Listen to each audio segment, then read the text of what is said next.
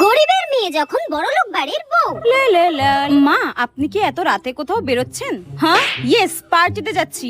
O please don't call me মা। আমি না তোমাকে কতবার বলেছি আমাকে মা বলে ডাকবে না, কেমন যেন একটা চিপ চিপ লাগে। Please call me mom or mummy, আর কিচ্ছু না। কেউ ভূত একটা, যত সব।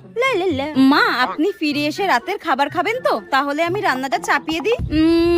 না না না, আমার জন্য ডিনার বানাতে হবে না, আমি পার্টি থেকে খেয়ে আসবো। আর আজকে রাত্রে তোমাকেও বাড়িতে খাবার দাবার বানাতে হবে না। তুমি একটা কাজ করো, তুমি বাইরে থেকে খাবার অর্ডার করে নাও, ঠিক আছে? হ্যাঁ, অনলাইনে খাবার অর্ডার করতে হবে?